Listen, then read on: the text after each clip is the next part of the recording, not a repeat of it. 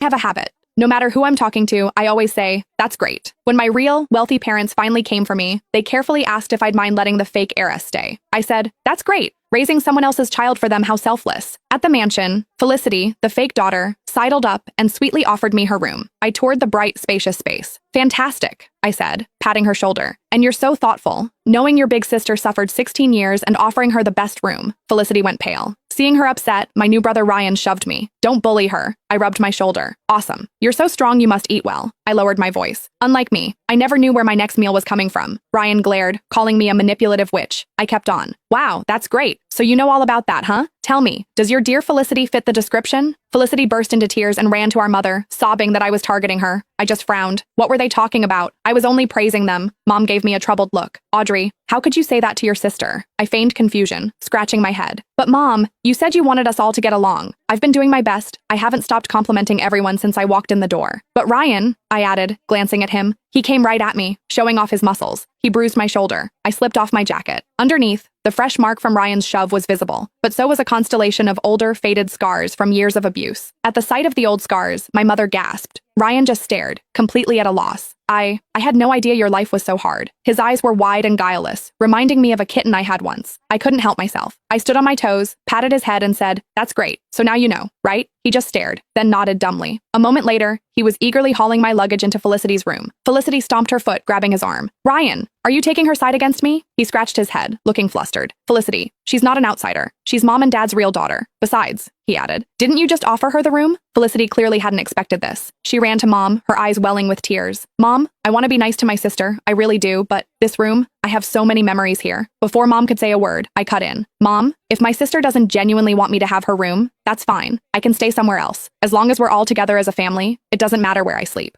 A wave of emotion washed over my mother's face. She stroked my hair, calling me a good, sweet girl, then ordered Ryan to move my things back to the small guest room. As he dutifully wrestled with my suitcase, I clapped him on the shoulder. You're doing great, Ryan. The praise seemed to energize him. He practically carried my luggage back to my new room. I glanced over my shoulder. Felicity stood frozen in place, guarding her prize. She looked like she'd won, but also, somehow, like she hadn't. But guilt is a fleeting emotion, while 16 years of affection is a bond not easily broken. All Felicity had to do was squeeze out a single tear, and Mom and Ryan would flock to her side. I heard Mom's gentle voice from inside the room. Felicity, darling, how could you think I'd ever neglect you just because Audrey is here? Felicity whined. I don't care. You're already taking her side. Sweetheart, Mom said, her voice strained. Audrey is my biological child after all. Felicity shot back. Fine. If that's how it is, maybe I should just go back to them. Mom's voice rose in alarm. Absolutely not. Those people are dirt poor. Your sister was tormented for 16 years. How could I ever let you suffer like that? I smiled. A cold, bitter smile. I leaned against the doorframe, listening until the very end. When Ryan opened the door and saw me, he looked mortified. Audrey, what are you doing here? I put on a bright smile. Ryan, Felicity is amazing. She cries so loudly. You can tell she's full of life, unlike me. The louder I cried, the harder my foster parents hit me. Before I could say the last part, a sharp sting exploded across my cheek. Felicity had slapped me. Her hand was trembling as she pointed at me. Audrey Prescott, what is your problem? Stop being so passive-aggressive. Mom gasped when she saw Felicity hit me. For a foolish second, I thought she might actually discipline her. She didn't. She just took Felicity's hand, cooing like she was calming a toddler. There, Felicity. You're not pretty when you're angry. Come on, let's go have dinner. She shot me an apologetic glance before leading Felicity downstairs.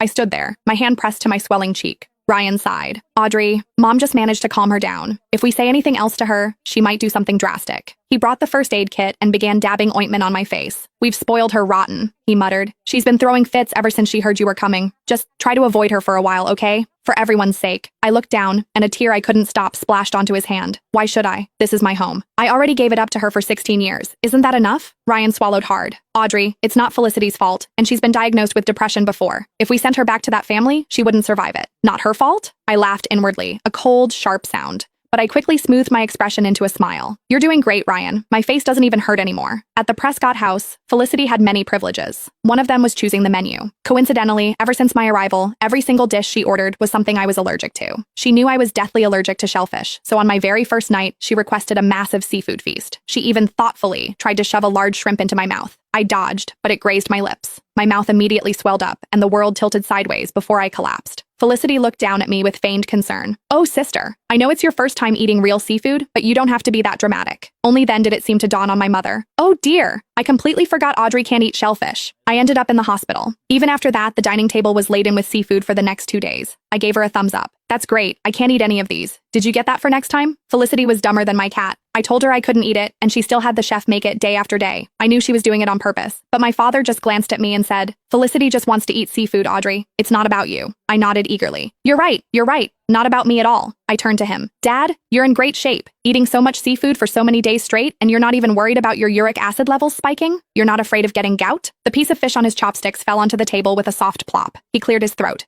Felicity, dear, let's have the chef make some other things. Some vegetables, some meat. Lay off the seafood for a bit. Felicity threw down her chopsticks. I want to eat seafood. That's all I want to eat. Immediately, everyone rushed to console her. I, meanwhile, stirred a few cents worth of fermented bean curd into my plain rice and ate with gusto. My father, rubbing his temples, turned and saw me happily shoveling rice into my mouth. He couldn't help but ask, Audrey, there's nothing on the table you can eat. How can you look so happy? Oh, so he knew. He knew there was nothing for me. He just couldn't be bothered to intervene in his children's squabbles. I put down my clean bowl. Of course. The food I used to eat was spoiled. Just getting to eat fresh white rice is a luxury for me. Mom, Dad, Ryan, Felicity, I'm full. You guys enjoy. I ignored the guilty looks they shot my way, washed my bowl, and went upstairs. I heard later that my father revoked Felicity's menu privileges. He told the chef to start making some of my favorite dishes. When Ryan told me, he expected me to be touched, maybe even cry with gratitude. I was mostly just confused. Wasn't making food I could eat the bare minimum, but I played my part, putting on a naive smile. That's great.